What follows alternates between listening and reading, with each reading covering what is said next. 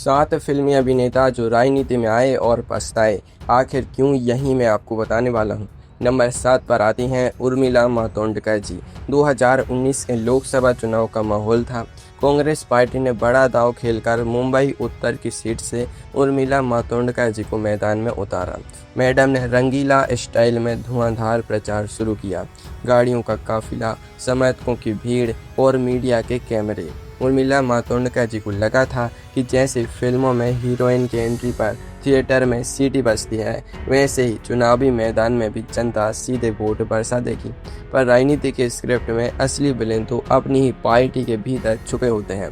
चुनाव के नतीजे आए और उर्मिला मातोंडकर जी बीजेपी के गोपाल शेट्टी जी से बड़े अंतर से हार गईं। हार का झटका तो फिर भी ठीक था, पर असली खेल इसके बाद हुआ। चुनाव हारने के महज 5 महीने बाद यानी सितंबर 2019 में उर्मिला मातोंडकर जी ने कांग्रेस से इस्तीफा ही दे दिया। जब पत्रकारों ने पूछा कि मैडम ऐसा क्यों, तो उन्होंने खुलकर भड़ास निकाली। उन्होंने आरोप लगाया कि मुंबई कांग्रेस के लोकल नेताओं ने ही उनके खिलाफ अंदरूनी साजिश रची। उन्हें हराने के लिए पार्टी में गुटबाजी का खेल खेला गया। उर्मिला मातोंडकर जी ने साफ कहा कि उनका इस्तेमाल सिर्फ पार्टी के अंदरूनी झगड़ों की बलि चढ़ाने के लिए हुआ था। 5 महीने में ही उनका ऐसा राजनीतिक मोह भंग हुआ कि उन्होंने राजनीति को राम राम कह दिया। नंबर 6 पर आते हैं संजय दत्त जी। 2009 का साल था। समाजवादी पार्टी का झंडा उठाए संजू बाबा यानी संजय दत्त जी की राजनीति में ग्रैंड एंट्री होती है। पार्टी ने उन्हें झटपट राष्ट्रीय महासचिव की गद्दी पर बैठा दिया। संजू बाबा ने सोचा था कि फिल्मों की तरह राजनीति में भी जादू की थप्पी देंगे और जनता की समस्याएं चुटकी में हल हो जाएंगी। रैलियों में जब संजय दत्त जी माइक संभालते तो जनता तालियां बजाती, गांधीगिरी के डायलॉग बोले जाते, हवा में हाथ लहराए जाते। पर राजनीति का कड़वा सच बहुत जल्द सामने आ गया।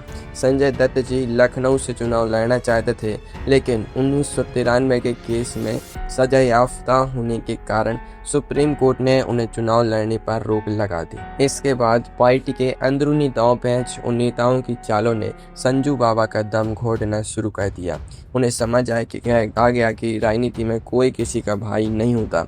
यहाँ सब अपनी अपनी कुर्सी के सगे होते हैं।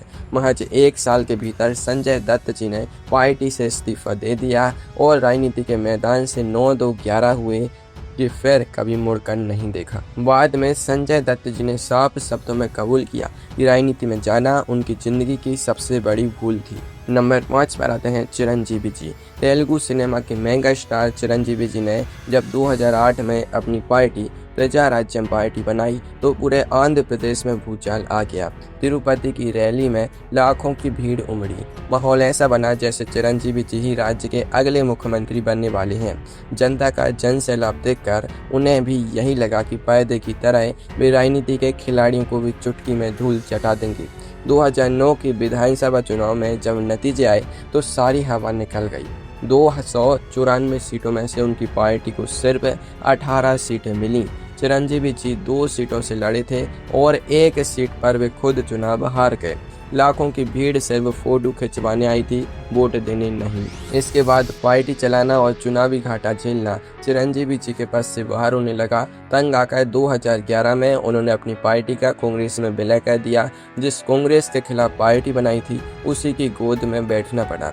वे केंद्र में मंत्री भी बने, लेकिन आंध्र प्रदेश के बंटवारे की कड़वी सियासत ने उन्हें अंदर तक तोड़ दिया। 2014 के बाद चिरंजीवी जी ने राजनीति से संन्यास ले लिया और कान पकड़ लिए कि दोबारा इस दलदल में पैर नहीं रखेंगे।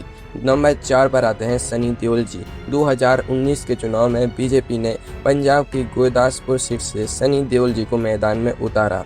गदर के तारा से जब प्रचार में निकले तो संवाद गूंजे, हिंदुस्तान जिंदाबाद था, जिंदाबाद है और जिंदाबाद रहेगा। जनता ने सोचा कि अब तो क्षेत्र में तरक्की की नदियां बहेंगी और सनी देओल जी भारी मतों से चुनाव जीत गए।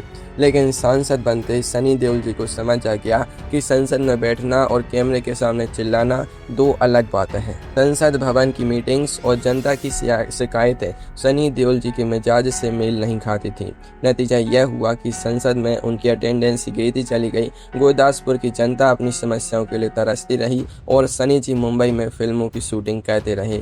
बात इतनी बढ़ गई कि क्षेत्र में उनके लापता होने के पोस्टर लग गए। सनी देओल जी राजनीति के इस दबाव को झेल नहीं पाए।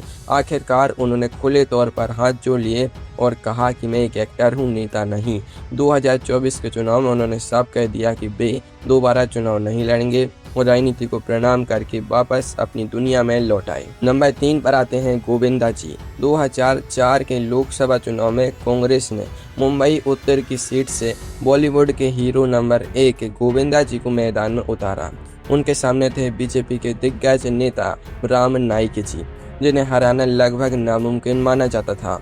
लेकिन गोविंदा जी के स्टारडम का ऐसा जादू चला कि उन्होंने राम नाईक जी को चारों खाने चित कर दिया और संसद पहुंच गए।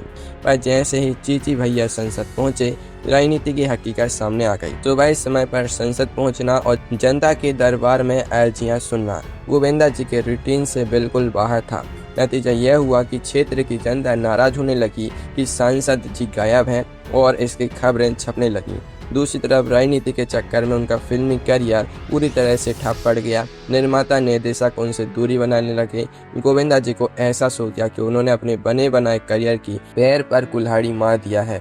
2008 में गोविंदा जी ने राजनीति से अपना नाता तोड़ लिया और खुलकर माना कि राजनीति में जाना उनकी जिंदगी की सबसे बड़ी गलती थी। नंबर 2 पर आते हैं धर्मेंद्र जी। 2004 के लोकसभा चुनाव में बीजेपी ने राजस्थान की बीकानेर सीट से ही मैन धर्मेंद्र को टिकट दिया। चुनाव प्रचार में धर्मेंद्र जी ने अपनी देसी स्टाइल से लोगों का दिल जीत लिया और भारी मतों से चुनाव जीत गए। लेकिन चुनाव जीतते ही धर्मेंद्र जी का सामना राजनीति की कड़वी हकीकत से हुआ। संसद के नियम, कूटनीति और तीखी बहसबाजी। धर्मेंद्र जी दिल के साफ और भावुक इंसान ठहरे, जबकि राजनीति दिमाग का खेल है। बीकानेर की जनता शिकायत करने लगी कि संसद जी तो दर्शन ही नहीं देते। संसद में उनकी अटेंडेंस इतनी कम रही कि उनकी आलोचनाएं होने लगी। धर्मेंद्र जी इस घुटन भरे माहौल से तंग आ चुके थे। वे सार्वजनिक रूप से कहने लगे कि राजनीति उनके बस की बात नहीं है। 5 साल का कार्यकाल उन्होंने जैसे तैसे रो धोकर पूरा किया। 2009 के चुनाव आते ही उन्होंने हाथ जोड़ लिए और साफ कह दिया कि वे दोबारा चुनाव नहीं लड़ेंगे। धर्मेंद्र जी ने माना कि राजनीति में जाना उनके जीवन का सबसे बड़ा पछतावा था। नंबर 1 पर आते हैं अमिताभ बच्चन जी। 1984 में राजीव गांधी जी के कहने पर सुपरस्टार अमिताभ बच्चन जी ने राजनीति में कदम रखा। उन्हें उत्तर प्रदेश की इलाहाबाद सीट से कांग्रेस का टिकट मिला और उन्होंने दिग्गज नेता HN बहुगुणा जी को ऐतिहासिक वोटों से हरा दिया। पूरी दुनिया को लगा कि अब सिनेमा का शहंशाह राजनीति पर भी राज करेगा। लेकिन राजनीति के गंदे खेल के लिए अमिताभ बच्चन जी बिल्कुल तैयार नहीं थे। कुछ ही समय बाद देश में बोफोर्स घोटाले का भूचाल आया और राजनीति के दांव पैंच में उनका नाम घसीटा जाने लगा। जिस इंसान ने अपनी पूरी जिंदगी में सिर्फ सम्मान कमाया था, उस पर भ्रष्टाचार के आरोप लगने लगे। हालांकि बाद में अदालत ने अमिताभ बच्चन जी को पूरी तरह निर्दोष साबित किया, लेकिन तब तक उनका दिल पूरी तरह टूट चुका था। राजनीति के दांव पैंच और मीडिया ट्रायल से तंग आकर महज 3 साल में यानी 1987 में उन्होंने सांसद पद से इस्तीफा दे दिया। राजनीति छोड़ने के बाद उन्होंने राजनीति को एक गटर और दलदल कहा।